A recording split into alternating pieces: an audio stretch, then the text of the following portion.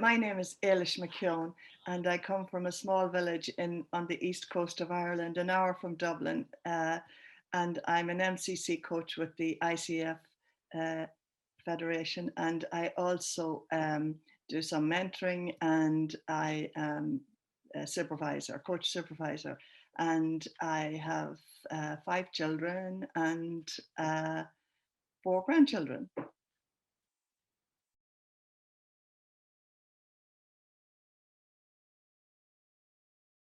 That's a really great question, because it was part of my role. I have worked in the Irish Health Service, and I was working with partnership, which was management and unions.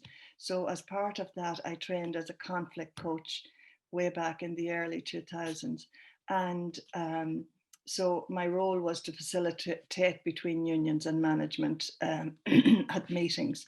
So that was the journey. And interestingly enough, I was interested in coaching before that, and my boss used to tell me, you were always a coach, you know. So the conflict coaching is slightly different in that it's very structured and it's a process, and it's geared towards people in a live conflict or someone who wants to change their behaviors around conflict.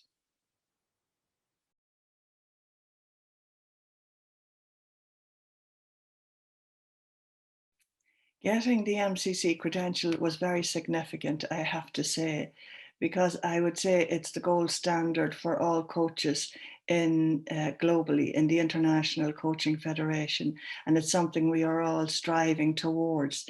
And it's the end. It's not the end, actually. It's the beginning of something else. That's what I've discovered. That, you know, getting the MCC, then you're more aware of being a master and what that's like. You know, you become more conscious in your sessions and in group coaching around, you know, people and developing your own mastery. At least that's what the journey was like for me.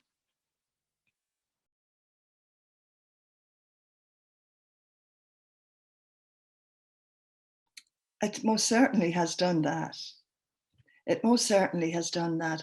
I started out, like I said, ACC coach. And one of the things, and a lot of coaches will identify with this, that for me, listening was a big thing. And I think when we become a coach first, we think we have all the answers, and you're looking at someone in front of you and you're thinking, I could really tell you how to solve this now, you know, and you have to stop yourself.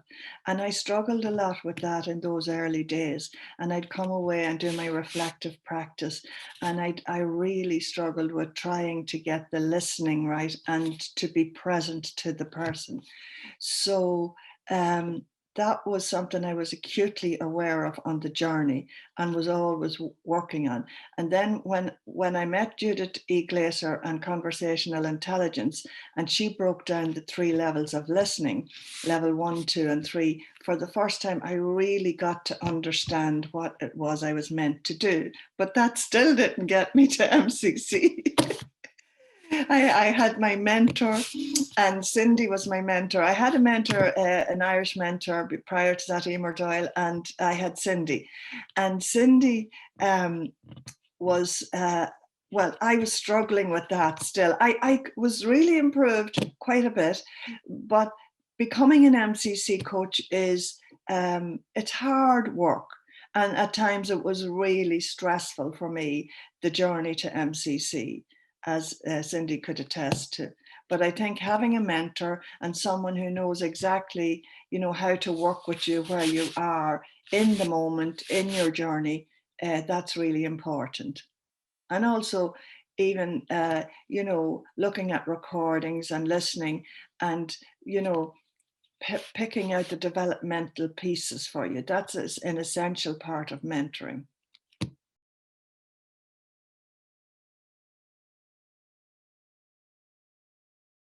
To my mind, and I've said it to many, she's an excellent mentor. And why is that? I can tell you the qualities that Cindy has as a person. she's really, really acutely able to listen to you. I saw Judith Glaser as my guru, and I could put Cindy there too, because when she's talking or you're talking, she's listening to you, and she's able to give you really, really good feedback that hits the mark. And so Cindy would tell you, like, we had those moments.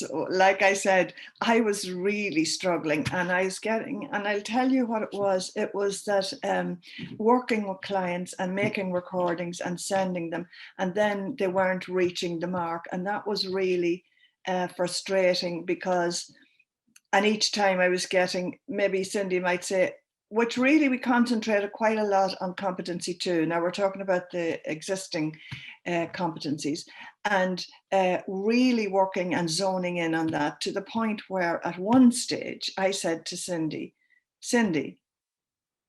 I want to tell you who I am as a person. I need you to be very direct with me and tell me what it is I'm not doing. Please tell me, because I will work on that. And from then on, everything shifted with us.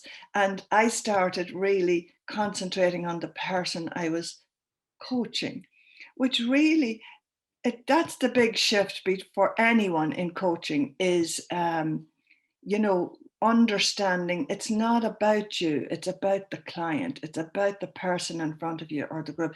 It's about hearing what they're saying. And I think that Cindy was a master of that craft, is a master of that craft.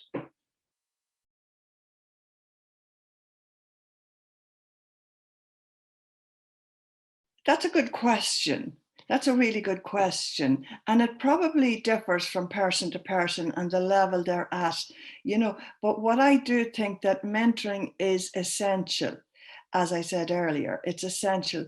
And how much do you need? Well, we recommend 10 hours. The ICF Federation recommend 10 hours, but it would take more. In all truth, I did a lot more than 10 hours to get to the MCC accreditation. And it is, well, like I said, it stressed me towards the end, but I think that would happen to all coaches. You're trying to get the recording right. But apart from that, it's the skill of being a master coach that you're really working on. And so I think the journey from when you start out and where you're at to where you end up before you submit that's really important. So how long that takes would differ from person to person, I would say, but they do recommend minimum 3 months, and it can take it longer, so that's really the time frame. I would say it's individual.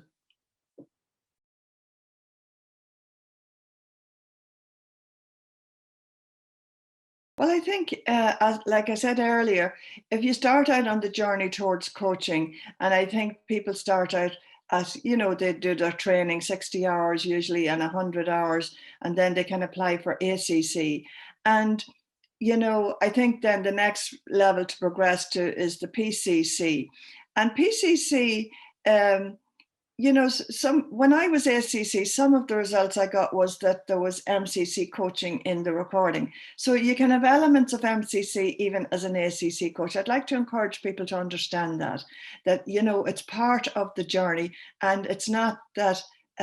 I think you can show those skills early on, but to get to the mastery, you need the practice, you need the hours. So that's really the journey from ACC to PCC to MCC. And so all coaches who sign up with the Coaching Federation will find that it's a very professional body, and people are tried and tested and have worked hard to get to whichever level they're at, whether it's ACC, PCC, or MCC. That's what I would say.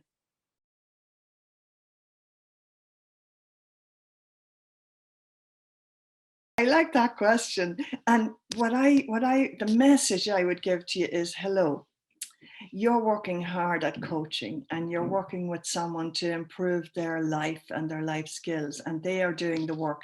And I would say going on the journey to MCC is really it's really enlightening at times, and it's certainly in your whole life, family, etc. It does affect everything you're doing. And I would say go for it. There's nothing stopping you. We all went through the stresses and strains of it, but you will get there. That's the thing. You will get there following the competencies and practicing them. Practicing them is really the best part of it and the most essential, I would say. And working with a good mentor who will hold your hand on the journey.